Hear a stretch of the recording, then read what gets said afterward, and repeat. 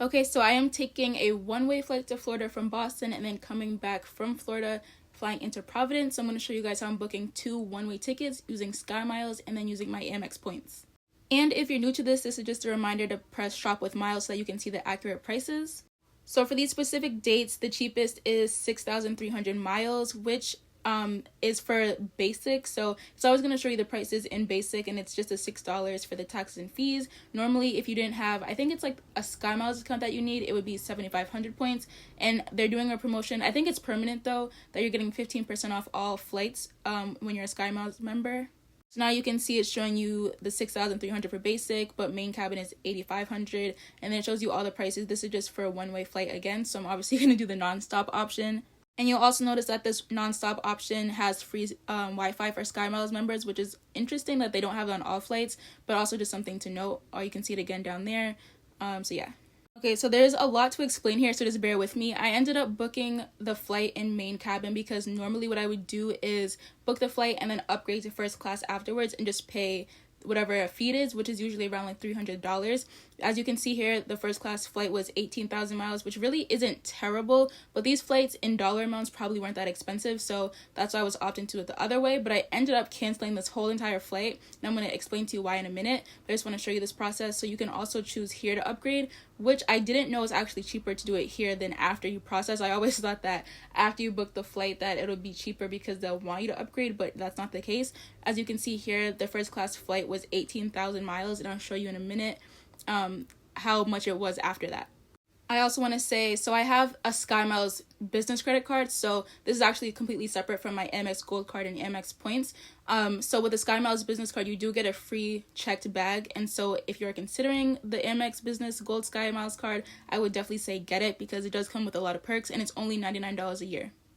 Okay, so this is the screen after you book your flight, after it's already been confirmed, and it gives you the option to upgrade. And as you can see, that same first class flight is now 30,000, almost 31,000 miles. And so I always thought that was the best option. But if you're gonna book first class, make sure you book it when you're first booking the flight and not try to do it after, unless you want to book first class with dollars, using your actual money and not miles. So that's just something to keep in mind. But with my business card, and I'm pretty sure it's the same for personal as well, I forgot that every year that you spend $10,000 you get a $100 flight credit.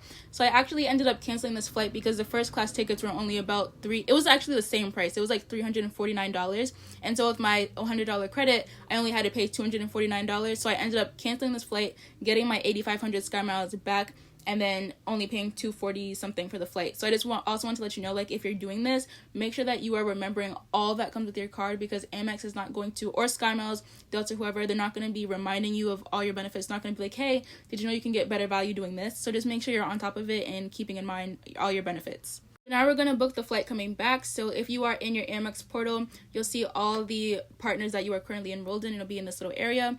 All you have to do to enroll is go to the website, create an account, and then copy and paste your account number inside of your Amex portal. And then you're going to go and transfer the amount of points you need. Always get as far as they will let you go as far as booking, so that you know exactly how many points or miles that you're going to need, because once you transfer them over, you will never see those points and miles back into your Amex account again. And just so you know, you also have to pay a fee when you're transferring points. You can also use points to cover the fee instead of paying for it, but I would always recommend to just pay it because it's not worth the points.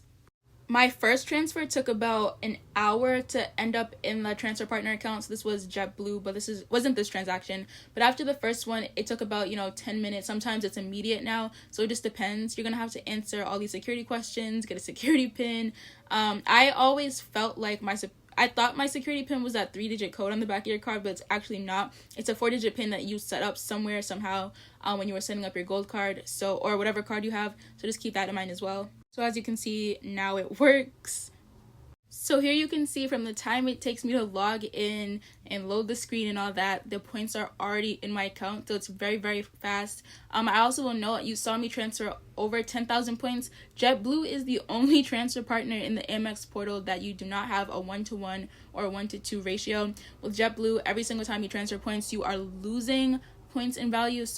But this really wasn't a choice. Sometimes I don't really have a choice. Well, you always have a choice, but this was really the best option. So that's what it was. And then after you're done booking the flight, it'll give you like hotel options, car rental options, all of that. So that's pretty much it. It's very simple, very self-explanatory. Just always, like I said, make sure when you are booking the flight that you know exactly how many miles. Sometimes you will have to transfer more miles than you need. Like that just happened to me when I was transferring points to KLM.